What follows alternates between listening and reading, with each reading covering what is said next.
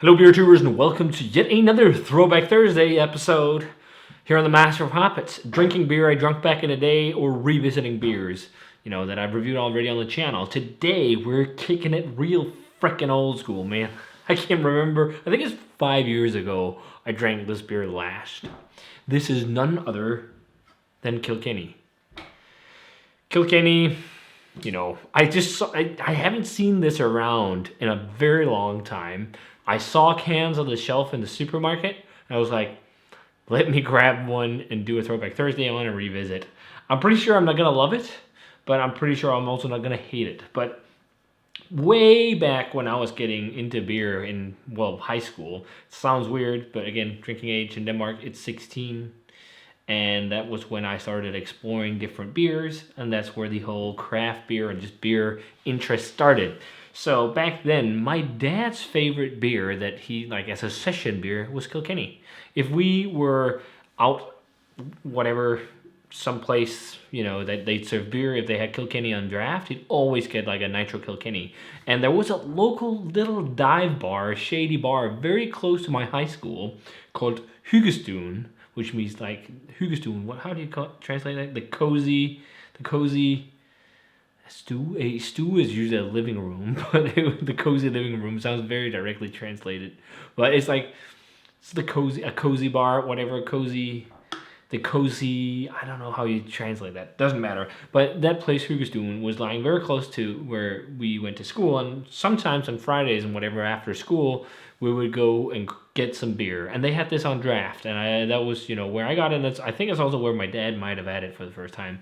But that bar doesn't exist anymore. It's a gas station now. It was leveled to the ground, and there's a gas station instead. But we would go there sometimes, and we were only 16. Actually, it had to be 18 to go there to drink. But back then, people didn't care too much. So it's like, whatever. Are you 18? Yeah. Okay. Good. it was a bit silly, but we sit there and we drink Kilkenny like pints and pints and pints before going out sometimes, which was really fun. So I've had my fair share of Kilkenny back in the day. Then I started, discovering all their different beers, and I just figured out that Irish Red was actually kind of boring. At least the, most interpretation from bigger breweries and whatnot. And I think the only real interpretations I've had, especially back then, was Kilkenny and maybe Murphy's Irish Red, and something, those kind of more bigger produced beers.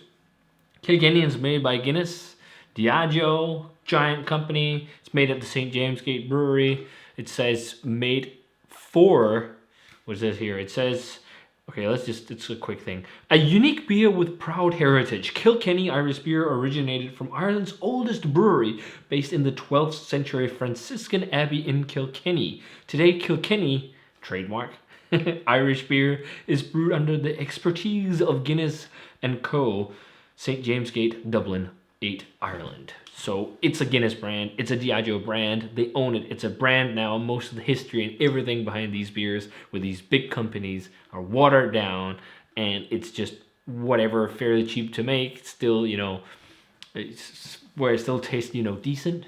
That's usually, with these kind of beers, they're just dialed into such a place where they're just acceptable enough in quality that people will still drink a lot of them, and they're just on the, verge of being like not too mild either. That's how a lot of these are.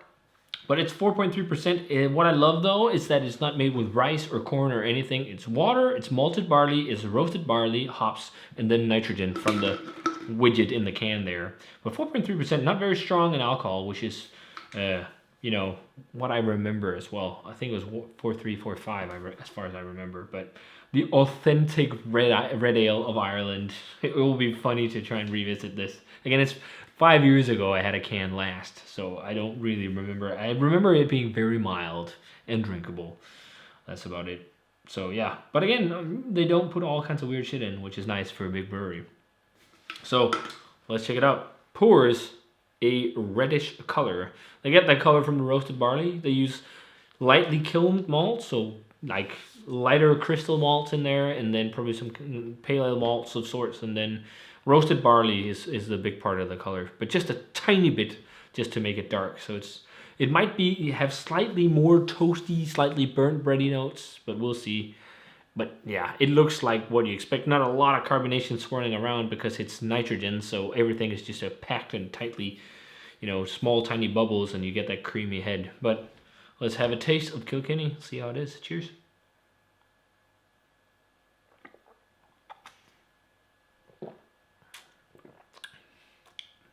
What a boring fucking pint of beer. Wow. That is so fucking boring. It's not shit in any way, shape, or form. But it's so generic. It is just tastes like mass marketed, mass produced, huge, capitalistic company beer. Like it's just tastes like the soul has been pulled out of the beer just to make it as cheap as you can, where it's still super cheaply made, but not so cheap that it is completely devoid of character, but just dialed into a point where it's like fairly cheap, not much expensive, and expensive, so it can also be sold fairly cheap. What a boring! I remember loving this. I loved this back in the day. I don't love it. It's not like terrible. It's not like a drain pour or something like that at all. But it's just so boring. It's so boring. I can't remember any craft brewers either really doing Irish Reds. They are very mild ales. But the fun thing is, like, if you compare this, like, it's a slightly darker colored beer. But if you compare it to, say, like amber lagers of Germany and whatnot, like Vienna lagers, they're also a similar color. They have much more flavor, and for me, like big producers or big family breweries, they have much more flavor, and it's just so mild and bland. The flavor that is there is like lightly buttery breadiness. Like it's got diacetyl for sure. You kind of want this in this style though, so I can see, totally justify that it's there. But it's like toasty, buttery flavors, that's all. There is a hint of the roasted barley, like a slight snap of a sharp maltiness. So it's like slightly, almost like just like an edge, like it's toasted bread to toast, with the slightly burned edge. And I think it's also lightly metallic, just lightly. It's nothing big, but it has like a little bit like of a metallic note.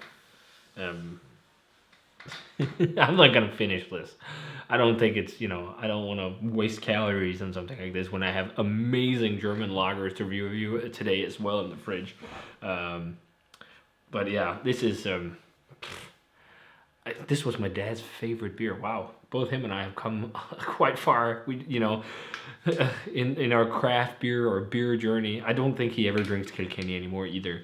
But back in the day, he used to like it a lot. I think it's just because it had that slightly different, more malty character than if you drink a lager. But it's just so mild and bland in terms of ester character. You can kind of sense that it is an ale because it's quite light.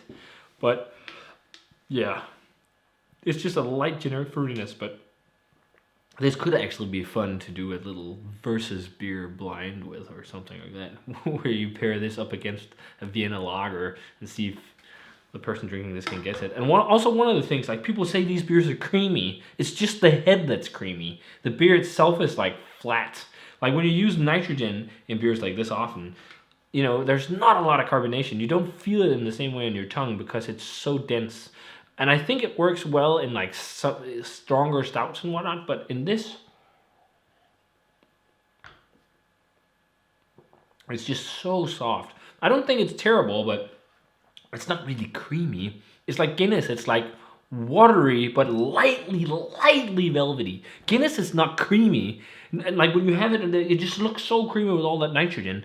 The creaminess in that, the only reason why it feels slick is because the nitrogen bubbles are so soft and light. If you compare that to like really well brewed beer from other breweries, stouts or whatever, where you really put an emphasis on mouthfeel in terms of like using different adjuncts and things like that, because mouthfeel is like a total,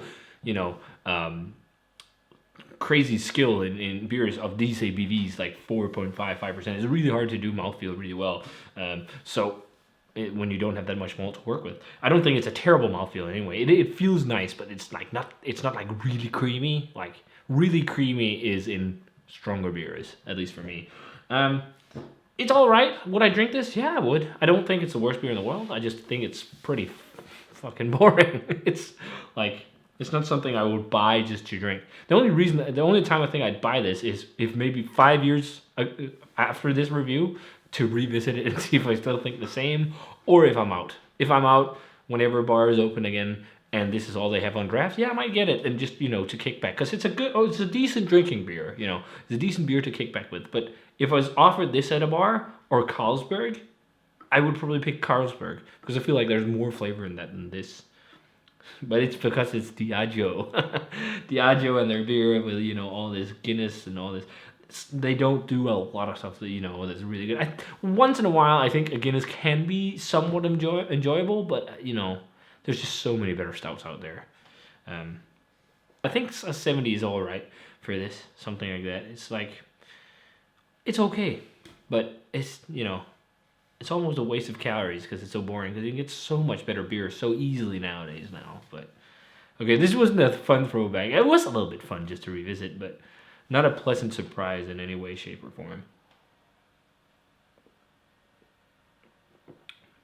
It's so light. It's like it feels velvety, but actually the mouthfeel of the beer itself, that's not just nitrogen fluff. Like now the nitrogen has died down, is watery. All the mouthfeel in this is pure nitrogen. It's not like brewer's skill of combining, mashing really well and whatnot. It's just a nitrogen widget. It's stupid. Oh well, 70. It's okay. I drink it. It's not the worst beer in the world, but I think it's a bit silly. I don't know. Do you guys know a fantastic, for its style, Irish red, or a craft brewery maybe that made a really really good Irish red? Let me know. It's not a style I ever really check out, but it'd be fun to hear. So this review is running a bit long. Sorry for that. But if you guys had a chance to try Kilkenny again, let me know what you thought of it. Definitely not a guilty pleasure for me in any way, shape, or form anymore. Usually dark malty beers, I'd just rather have a stout instead of something like this. Or just anything with more substance to it. It's just so weak in every aspect of flavor. I guess it's an okay session beer. That's the biggest plus I can give it, but that's about it. So, if you guys had a chance to try Kilkenny in recent times, let me know. As always, remember to comment, subscribe, check out the Facebook fan page and Twitter and Instagram. Give the video a thumbs up if you enjoyed it, and ring the bell for future notifications about videos. And I'm gonna say cheers. Meh beer. See you guys in another Throwback Thursday.